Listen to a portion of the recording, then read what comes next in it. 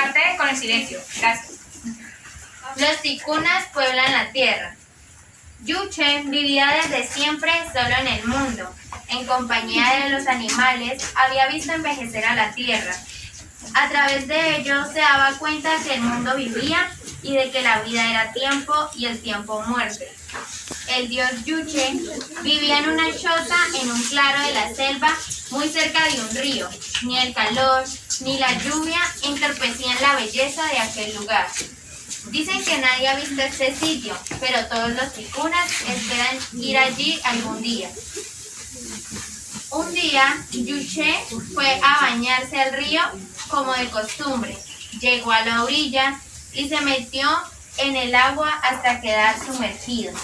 Se observó en el reflejo del agua y se dio cuenta por primera vez que había envejecido y dijo: He envejecido, y si me muero no puedo dejar a la tierra en soledad.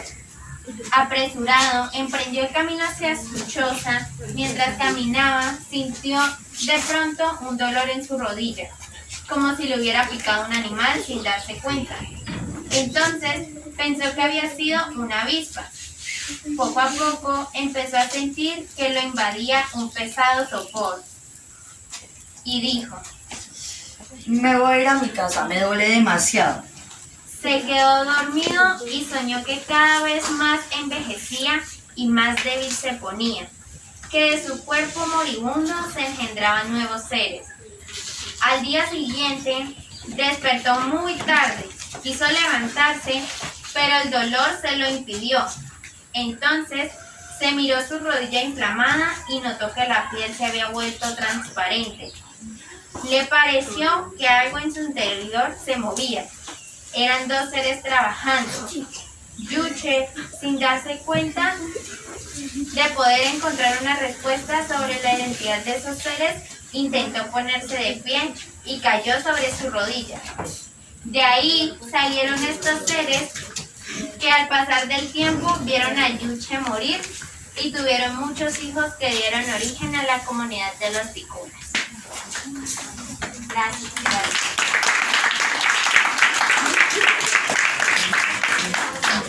Bueno, ahora les voy a dar una explicación sobre el Día de las Lenguas Nativas en Colombia.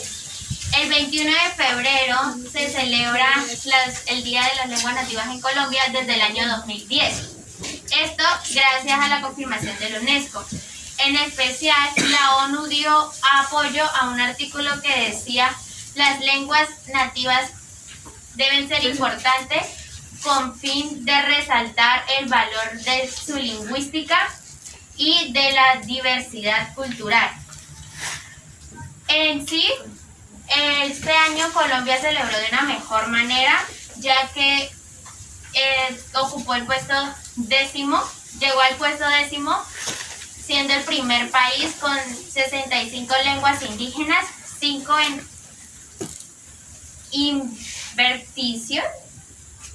divertición y 2 encontradas. En sí, digamos, toda esa protesta que hacen los indígenas es para tener un reconocimiento ante la sociedad y el Estado. Esto según la Ley 1381 del 2010. Gracias. Yo les voy a hablar sobre las lenguas nativas en Colombia. En Colombia se hablan 70 lenguas, una castellana y 69 maternas.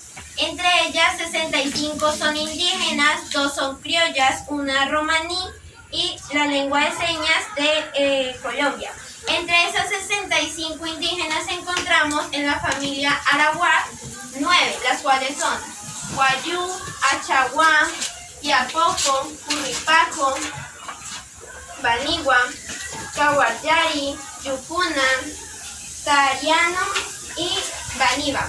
En la familia Bora encontramos 3, la Muinane, que se ubica acá, la Bora y la Miraña. En la familia Caribe encontramos 2, la Yuco y la Caricona. En la familia Chocó también encontramos 2, que es la Embera, que se ubica en todo esto, y la Guaunán, que se ubica aquí. En la familia Guaíba encontramos 4, la Sicuani, que se ubica en todo esto, la segunda es la Idnu, que se ubica acá, y La tercera es la cuiva, que se ubica en esto, y guayabero, que se ubica en esto. En la familia Maru encontramos 4, las cuales son Piunave, que se ubica en esto, la Macu o la Yujuf, que se ubica en esto, la Cacua y la Nucar. En la familia Saliva encontramos 2, la Saliva, que se ubica en esto, y la Piaroa, que se ubica en esto. En la familia Quechua encontramos una, que es la Inga, que se ubica en todo esto. En la familia Tupi encontramos una, que es la Cocama, que se ubica en esto. En la familia de los criollos encontramos 2, San Andrés y Palenquero. En la familia de los huitotos encontramos 3, los huitotos, que se ubican en todo esto. Y también encontramos a los Ocaina, que se ubican en esto, y los Nonuya, que se ubican acá. En la familia de los Tucano son 18, los cuales son los Joreguaje, que se ubican en esto, los Siona, que se ubican en esto, los Cubeo, los Pisamira, los Piratapuyo, Guanano, los Desano, que se ubican en esto, los Carapana, los Tucano, los Tatuyo, los Taiwano, los Macuna, los Tuyuca, los Yuruti. También encontramos los Siriano y Tanim Uca. Y en los independientes encontramos 10, los Andoque, que se ubican aquí, los Inigua, que se ubican aquí y aquí, los Ticuna, que se ubican en todo esto, los Yagua, que se ubican aquí, los Cofán, que se ubican aquí, los Cardenza, que se ubican aquí, y los Paes, que se ubican en todo esto. También encontramos los Guambianos, los Aguas, que se ubican aquí y aquí, y los Yaruros, que se ubican aquí. Ahora les voy a hablar sobre los indígenas, pero en el Huila. Hoy en día tenemos 6 resguardos, los cuales son la Paniquita en Rivera, la Gabriela en Neiva, en la Tatacoa, en Villa Vieja, la Gaitana en San Mateo, el Líbano, el Rosal y Bajo Rosal en La Plata, Guambia en el Congreso en La Plata y Campo Alegre en la Argentina. Gracias.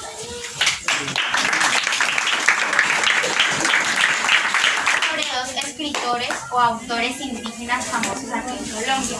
El primero está acá, se llama Freddy Chicangana. Es un escritor y poeta indígena quechua.